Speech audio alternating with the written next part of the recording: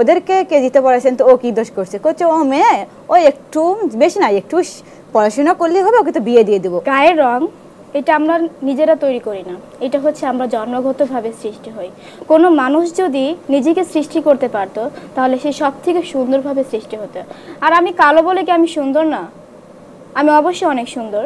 আমি চশমা পরি বলে কি আমি কোনো কিছু করতে পারবো না? কেন এই কথাগুলো আমাকে শুনতে হবে? এর জন্য আমি সকল মা বাবাকে বলতে চাই, ছেলে মেয়ের মধ্যে তফাৎ না করে ছেলে মেয়ে দুজনকেই, উভয় দুজনকেই সুযোগ দেওয়ার দরকার। শেষে এসে কি কিছু বলতে চান?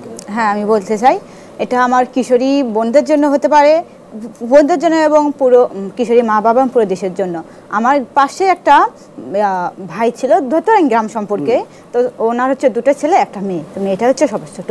তো ওনাদেরকে বললাম তো ওকে হচ্ছে প্রাইমারি স্কুলেতে দিয়েছে, তো ওদের হচ্ছে ছেলেদেরকে কে দিতে পারে। তো আমি বললাম ওদেরকে কে দিতে পারেছেন, তো ও কি দোষ করছে? করছে ও মেয়ে, ও একটু বেশি না, একটু পড়াশোনা করলেই হবে, ওকে তো বিয়ে দিয়ে দেবো। তো আমি এখানে বললাম ও মেয়ে হতে পারে, তো ওরা দুজন ছেলে, তোমার তফাৎ কি? আপনি তো তিনজনকে জন্ম দিয়েছেন, তো তফাৎ কিসের জন্য? তো ও মেয়ে বলে আর ওরা ছেলে বলে, ওরা কি আপনাকে দেখবে? কেন একটা মেয়ের পক্ষে কি সম্ভব না আপনাদেরকে দেখার?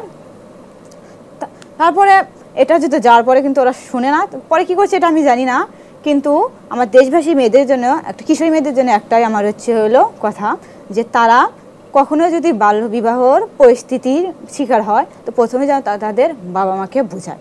আর বিয়ে ওটা কোনো বিষয় না, বিয়ে একদিন সবাইকে করতে হবে, তো তবে নিজে স্বাবলম্বী হয়ে যদি বিয়েটা করি তাহলে তাদের কোনো আর সমস্যা হবে না। যদিও কোনো ক্ষেত্রে কোনো কিছু হয়, নিজে স্বাবলম্বী হলে নিজের দায়িত্বটা নিজেই পালন করতে নিতে পারবে, তখন অন্য কারো সাহায্য আর নিতে হবে না।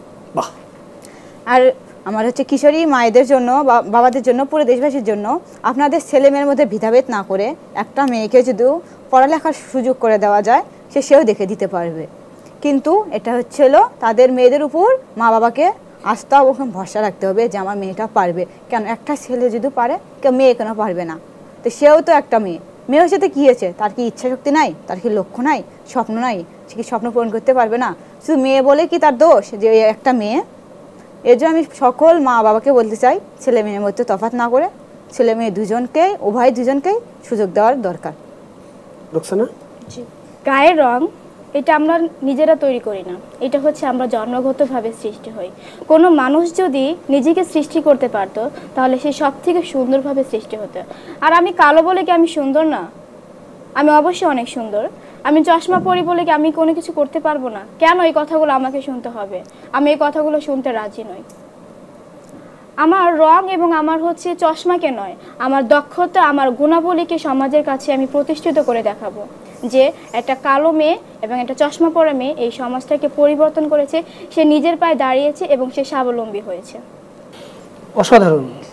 আমার মনে হয় না এটার শেষ কোনো উপসংহার টানা আমার দরকার আছে, কারণ এই সাহসী দুইজন কিশোরী এত সুন্দর করে সেই উপসংহার টেনে দিলেন, সেখানে আমি মনে হয় না আমার কিছু বলার দরকার আছে। শুধু আমি এইটুকু বলতে চাই, আপনার সন্তান আপনার সম্পদ, তাদেরকে ঠিকঠাক মতো পরিচর্যা করুন, তারাও এভাবেই বেড়ে উঠবে এবং আজকে এদের দুইজনের কথা যেন অন্যের অনুপ্রেরণার কারণ হয়ে দাঁড়ায়।